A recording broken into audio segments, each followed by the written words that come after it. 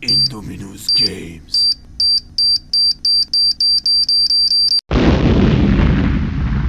Salut les petits raptors! Aujourd'hui on est parti pour une nouvelle vidéo de présentation Nerf. On va parler du Nerf rival Helios. Alors c'est le 18700, 700 pour 7 balles, cette petite babale en mousse. C'est un Nerf de la gamme rival, de la gamme Phantom Corp. Donc c'est les blancs, c'est ceux qui n'ont pas d'équipe. Il y a les petits fagnons qui se mettent là, je vous les montrerai tout à l'heure.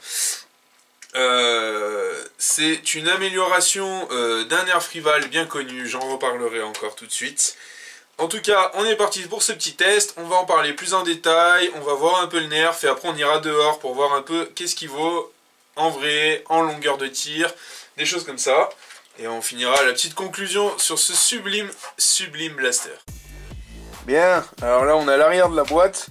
Donc il y a un peu une petite histoire, donc on peut voir les bleus, les rouges et les Phantom Corp. Donc les Phantom Corp, c'est un groupe de spécialistes sans scrupules susceptibles de se joindre à l'équipe bleue ou rouge, seulement pour les défier le lendemain. Les combats avec Nerf rival ne seront plus jamais les mêmes. Donc ça, c'est pour la petite pub. Donc faut savoir que c'est un Nerf mécanique. Voilà, bon, un peu abîmé avec le temps, mais...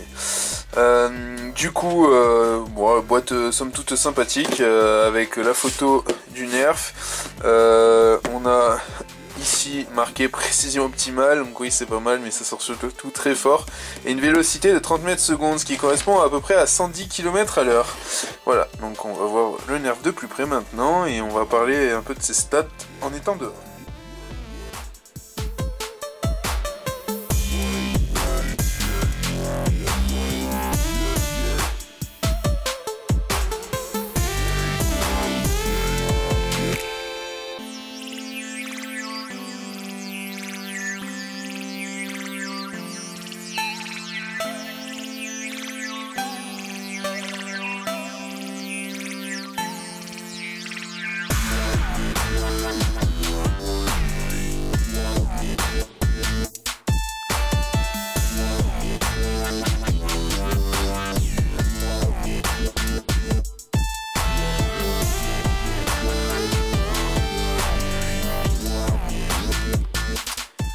Bien, voilà le blaster d'un peu plus près.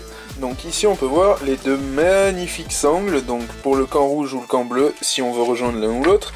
Donc on peut l'accrocher, ben, pas à 36 000 endroits. A priori, on peut l'accrocher ici à l'arrière du blaster. Alors c'est un peu pénible à une main. Voilà. Donc ça c'est sous forme de mousqueton. Hop. Ça se balade à l'arrière du blaster et comme ça on affiche le camp avec lequel on est, si toutefois on veut avoir un camp. On peut arriver comme des gros sauvages et absolument pas avoir de camp, ça peut se faire aussi. Bien, il est livré avec son chargeur de 7 coups.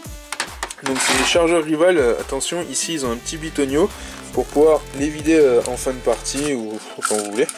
Donc il faut faire gaffe parce que ça éjecte les balles avec le ressort qui est dedans, ça les éjecte très facilement.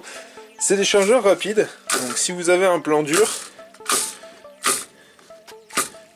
hop, il vous suffit de faire ça, et vous avez toutes vos cartouches là-dedans. Mais maintenant, on va voir sur le blaster, donc ça se met dans la crosse, vous avez le bouton ici, alors c'est pratique, d'une main on peut l'enlever, le côté pas pratique c'est que ça rend la poignée hyper grosse, qu'il y ait des belles paluches quand même, ça laisse quand même...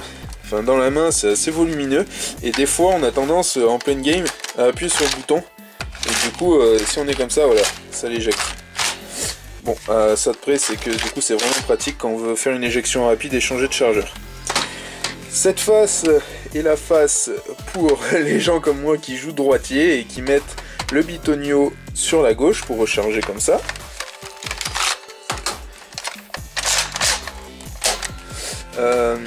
Donc le bitonio peut changer de place grâce à ici, vous voyez il y a un petit truc strié, il suffit de tirer, hop, c'est magique. On n'a plus qu'à faire ça de l'autre côté. Et voilà, là vous êtes en position gaucher. Donc j'en profite pour embrayer sur la partie la plus esthétique du blaster. On est ici sur la partie avec le logo des Phantom Corp. Le logo Rival qui est rappelé, la sécurité qui est des deux côtés vu que c'est ambidextre. Voilà, la sécurité c'est juste pour la queue de détente, ça permet de la bloquer. Que dire d'autre? Bah comparé à une vraie arme, le fait de bloquer la queue de détente, ici ça bloque un peu le système, parce que c'est la queue de détente qui déclenche tout. J'ai pas essayé de le lâcher, j'ai pas trop envie de l'abîmer non plus, le lâcher par terre pour voir si ça déclenche le coup, mais normalement ça devrait être moins violent qu'avec une vraie arme à feu. Vous avez ici le repose-main avant, l'attache sangle arrière, ici l'épaulière, le repose-joue. On a un joli rail ici. D'ailleurs j'aurai une vidéo à vous faire pour l'adaptation de rail Picatinny, parce que je lui ai mis un accessoire, je lui ai mis un point rouge. Vous avez ici une trappe de regard pour enlever les babales si elles sont coincées, avec ici le bitonio qu'il faut activer pour débrayer le rechargement. Petite précision, donc il s'agit en gros d'une amélioration du nerf Rival Apollo. Donc le nerf Rival Apollo, le rechargement ici est par le dessus avec une gâchette qui arrache un peu la main. Donc voilà, pas grand chose à dire, je possède pas le Apollo pour vous en parler, juste des vidéos qui ressortent que c'est un peu un problème pour le recharger. Donc voilà, celui-ci par contre est très simple à recharger, même si le ressort est assez dur. Voilà, on va voir maintenant le test grandeur nature. Bien, c'est parti pour les tirs en extérieur. Donc d'abord on va tirer droit et après on va tirer en cloche.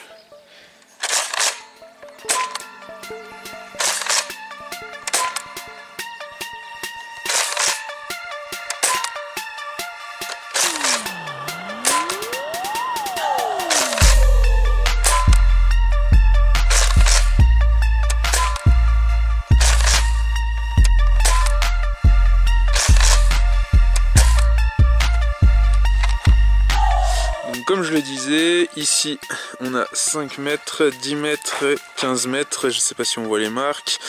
Donc lors du tir, je n'ai pas commenté, mais toutes les babales ou presque ont fait au moins donc 12 mètres.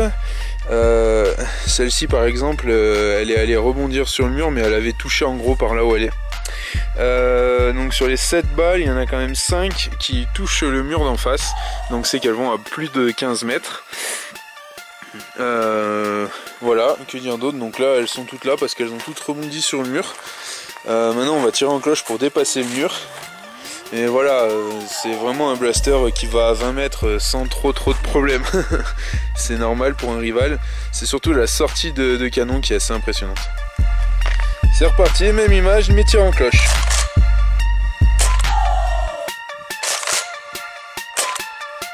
Oh là là. Bon, je vous préviens tout de suite, ça va être la galère pour aller récupérer les balles.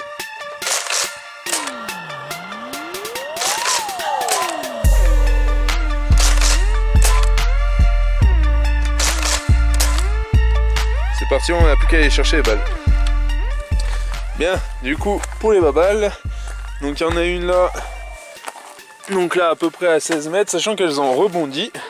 Celles-ci, elles ont rebondi sur cette paroi rocheuse.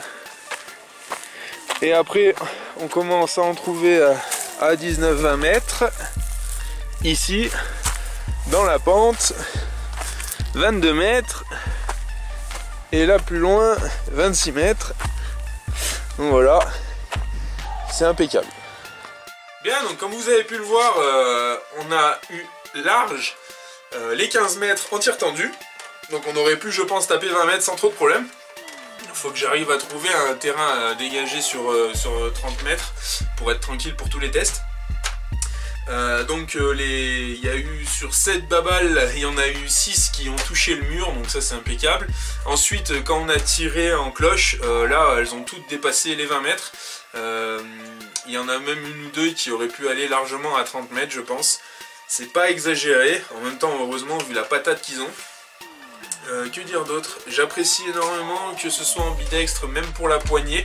Je trouve que c'est très bien pensé d'avoir fait le petit système juste pour sortir la poignée qui est vraiment, vraiment assez simple d'usage.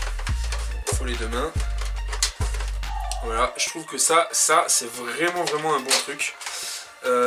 Quelquefois on a affaire à là, le petit bouton de désenrayement qui vient se toucher quand on recharge, donc c'est un peu pénible, une fois qu'on connaît ça va. Maintenant on va parler un peu précision rapidement, on va faire quelques petits tests dans un petit sac exprès et on revient faire la conclusion juste après. Bon voilà la cible, donc si on met plein but, ben c'est un trou, donc on récupère les balles dedans, sinon il n'y aura plus qu'à compter les points. Et donc pour la distance, pour le premier test, ce sera à 5 mètres, donc pour information, les 5 mètres sont au trait là, le trait peu visible là, donc je vais être en gros par là, et là le centre de la dalle ici c'est 6 mètres, donc voilà je vais être à 6 mètres. Bon, ça donne une bonne indication lors de jeu, parce que c'est quand même rare qu'on s'aligne à 70 mètres. Après, en extérieur, on peut s'aligner à 10 mètres. Mais bon, à 10 mètres, de toute manière, je pense qu'il sera aussi précis pour viser un corps. Voilà, on va tester ça tout de suite et on revient dans 2 secondes.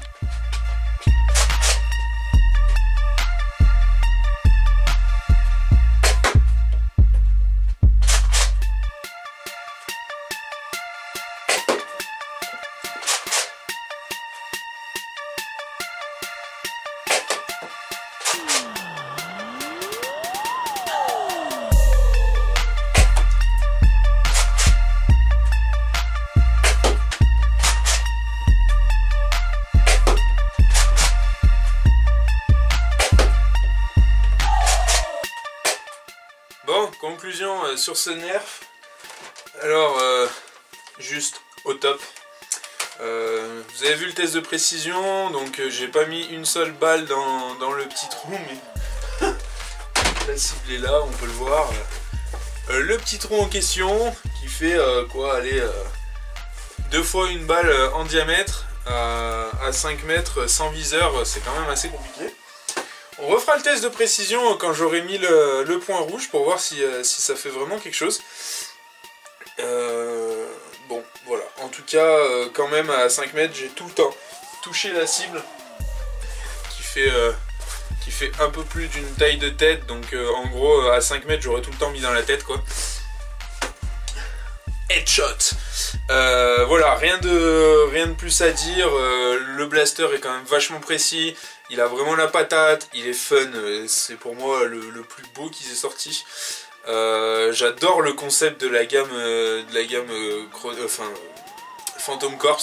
Je trouve que c'est vraiment un peu genre le level au-dessus, quoi. Maintenant vous pourrez faire la même chose qu'il soit rouge, blanc, ou parce que maintenant ils ont sorti le Helios en rouge et en blanc, en rouge et en bleu si vous voulez les jouer dans les équipes adverses. Voilà, j'ai pas grand chose d'autre à rajouter. J'espère que la vidéo vous aura vraiment plu. Si vous avez aimé, mettez un like. Vous pouvez voir ici, abonne-toi, et ici une autre vidéo. Merci à tous, allez ciao. Indominus Games.